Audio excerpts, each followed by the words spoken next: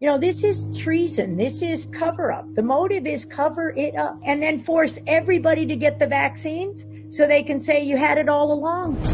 When HIV happened, was it a shutdown? Did they shut down the government? Give us that point of view during that time. It's the gays, it's the IV drug users, it's prostitutes. Don't touch them, don't hug them. Think about everything we're talking about today. Working with Dr. Anthony Fauci, what kind of influence does he have at that time? He basically let this disease spread around the world so that he could get glory, fame, and money. One of the things he said was, I want to be on the Tonight Show. When you say they get the patent and they can brag about it, what does this mean in your world? Money, money, money, money, everything. Tony Fauci funded the coronavirus studies with Wuhan. They held me in jail trying to get me to kill myself. How much of you talking about this kind of stuff is what got you in trouble? We didn't wear a mask ever in my laboratory for HIV. I mean, what is the real motive behind it? As the media spins something, and now we have healthy people afraid of healthy people. The man you're speaking against, he's on TV every other second of the day. Why are you doing this? When Frank Rossetti came back, he said, you did that for me? And I said, no, asshole, I did it because it's the right thing to do.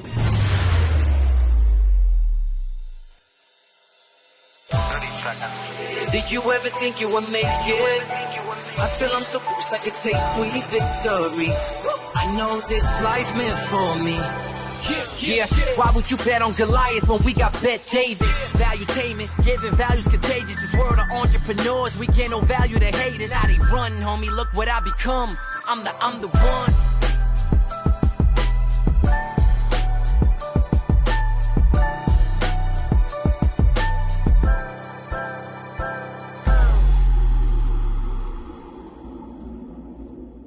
So my guest today is going to give us a history lesson on what's really happened with viruses in the last few decades, because many, many years ago, she had an interaction with Dr. Fauci. Some things that happened to her, I think everybody needs to know about. I know a lot of people are asking about coronavirus. My guest today is Dr. Judy Mikovits. Her background, just so you know, in just over 20 years, she went from entry-level lab technician to the director of the lab of antiviral drug mechanisms at the National Cancer Institute, where she discovered some unique info about retroviruses in vaccine. She has 2 books out. One of them came out in 2017 called The Plague, When Scientists Interpret Search for the Truth About Human Retroviruses and Chronic Fatigue Syndrome, Autism, and Other Diseases.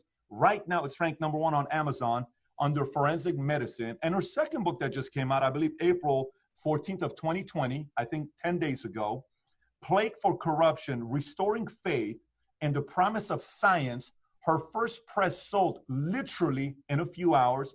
It's number 1 rank right now on Kindle, Amazon on AIDS, #1 book on AIDS, and #1 Kindle book for virology. And that's by Simon & Schuster. And the reason why I say by Simon & Schuster is because I am right now publishing a book through Simon & Schuster. When you write a book through Simon & Schuster, there comes a phase where their attorneys read everything you write, and then they ask you saying, do you have proof of this? Do you have proof of that? Do you have proof of this? Because Simon & Schuster has to protect what you're writing about, because many times when you write things, there are lawsuits.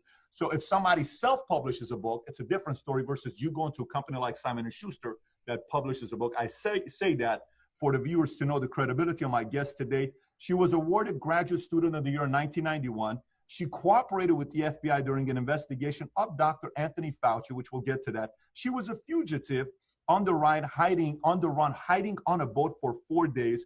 Her story sounds more like a movie, but it's an actual real-life story. Having said that, Dr. Judy Mikovits, thanks for being a guest on Valuetainment today. Nice to be here, Pat. So, Dr. Judy, I'm just curious. A lot of times when, you ask somebody, why did you become a soldier? Oh, because my dad was a general. So why did you become a real estate? Oh, my mom was in real estate. What inspired you to go out there and want to do what you've done your entire life? Well, it's actually because when I was maybe 10 or 12 years old, my grandfather got lung cancer, And so at that time, cancer was a closet disease. Nobody said anything about it. It was, nobody knew if it was infectious. Nobody knew anything. So it was, and so I thought, well, we should be able to understand what causes cancer and how to treat it, like with food and with plants. So I went to University of Virginia and got a degree in chemistry with a specialization in biology. I think of the 128 hours I took between 1976 and 1980, I took 124 hours in science, biology, science, physics, math, and 4 hours of German because it was required to get a chemistry degree. I didn't take an English class. I didn't take a history class. I had placed out of all of that. And it's interesting because you'll see in Plague of Corruption, it goes into a little bit more of the story. Plague's a little bit too much science for most people. So we wrote Plague of Corruption when we really understood what this was all about. I had no idea in 2014 when we wrote Plague. So, and so we tell the story. We went right back and said, and that was my passion. It was everything. And when I did, so I didn't get in medical school because we didn't have any money. And so I thought what I'll do on March 31st, 1980, the cover of Time magazine was a hypodermic needle with a drop coming out. It was the big if, interferon, the magic bullet for cancer. The reason I remember it like it was yesterday is it was the day before my birthday. Wow. And the only job offers I was getting was to go to oil companies in Texas. And I really didn't want to do that. So I saw that magazine and I heard first. I didn't even know it was a cancer institute.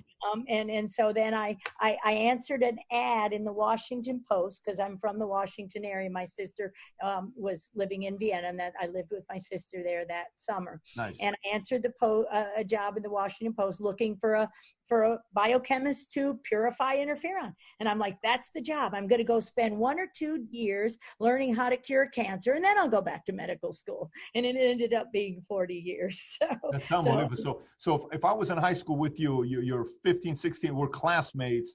Who were you in high school? In high school, I was the angry kid with a chip on my shoulder from a divorced family. I had a high school teacher say, I told him I was going to be a doctor, and he laughed because I didn't do well in science classes. I did well in independent study if a teacher would just let me go. And I had my favorite high school teacher was Ann Peabody. She was my English teacher, and she let me do independent study. And she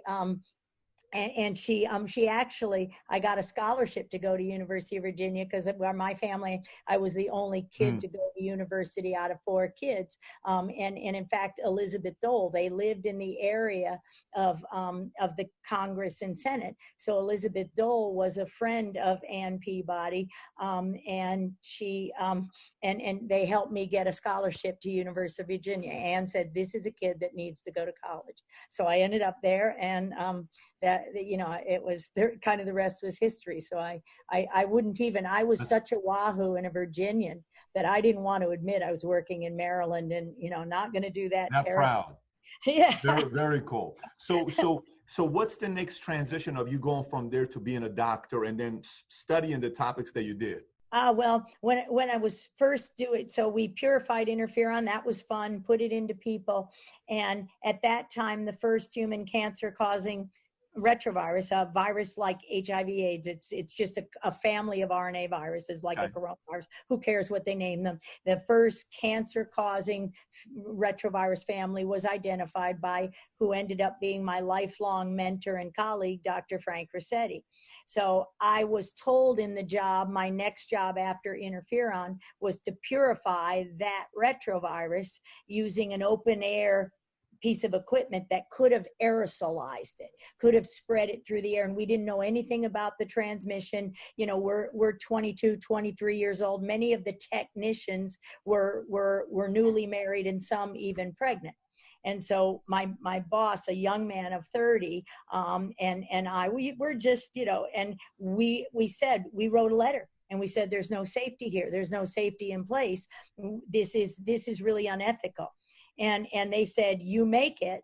And this was Bob Gallo's lab, Robert Gallo, who was also in the National Cancer Institute. Was Bob Gallo the one that was working under Dr. Fauci at that time, or no? Was he working with Anthony Fauci? He was working with him. He was working with him. They were in different divisions, but again, Frank Rossetti was a postdoctoral fellow who made the discoveries in Bob Gallo's lab, and Bob Gallo fired him because he was getting too much credit. Just going to let you go to this old boys corrupt network. This is I was only the second class of women at the University of the Arts and Sciences, something other than nursing or education. And the first class was one that Katie Couric was in 1975. So still, so interesting. But at any rate, this is, the old boys network is alive and well, especially in the sciences. So we purified the stuff. We made the virus. We did the work. We made sure that pregnant women, we just put them on other projects. And Mark and I did it by ourselves, sleeping there almost around the clock because he had a new baby at home. So we didn't want to risk anybody getting infected. And so as soon as we finished the project, I got a letter from the government saying my job had been eliminated and they didn't need a protein chemist in the fermentation program, and I was the only one. So I went to listen to a seminar that day, thinking, boy, what's my family going to think? I don't get into med school. Now I've lost this job, and losing this job, I'll never get into medical school. And here I am, I'm done as far as a scientist goes. And so I go to a seminar and I hear about these things called cytokines, and Joe Oppenheim, actually a survivor, he's Dutch, Joost, Joost, fabulous man, discovered IL-1, IL-8 in his lab, was leading this program in the biological response modifiers program. And I rarely do this. After he gave a seminar, I said, those things just might be able to cure cancer. And he didn't laugh. He just said, kid, hey, it's after lunch in the seminar, why don't you come, let's have a talk. And he said, I know this guy, Frank Rossetti, who needs a technician. I think you might just, and so that started a very interesting and lifelong companionship that really goes to my first interaction with Tony Fauci, which wasn't a good one. Your first interaction with Tony Fauci wasn't a good one. Now, is this post you working on AIDS and HIV, or is this pre? Pre. This is pre. So what was your, I know when you're working with Frank, you've been working with Dr. Frank for June 6th is going to be 37 years, right? Correct. That's a long time, obviously. So it's somebody you trust, somebody that's a colleague that you trust to be able to be in business with them for 37 years. So walk us through what happened, what events led to your interaction, the phone call you got from Dr. Anthony Fauci. So I'm Frank's technician starting June 6, 1983.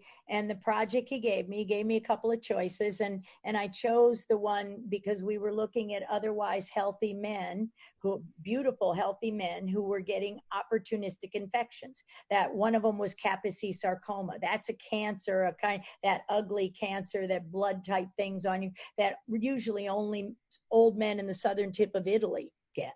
And so it's like, why is it at UCLA?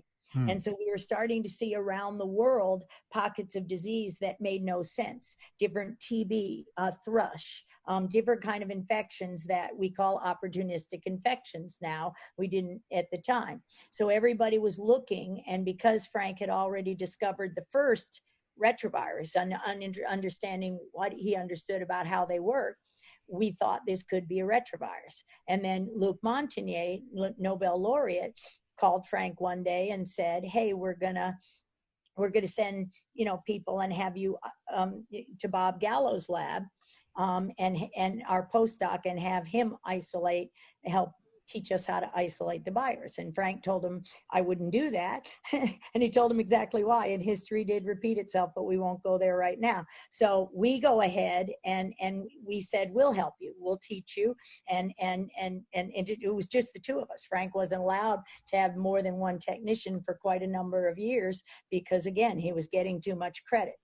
So we isolated the virus from the saliva and the blood of one of the patients, the original patients from the French Canadian. You really need to go back to the original patients in cohorts because there can be strain differences and it'll look different. So you really want that sick person. If they're not sick, you're not likely to isolate the virus or find it there. And that's really critical when you think about, I mentioned that we isolated it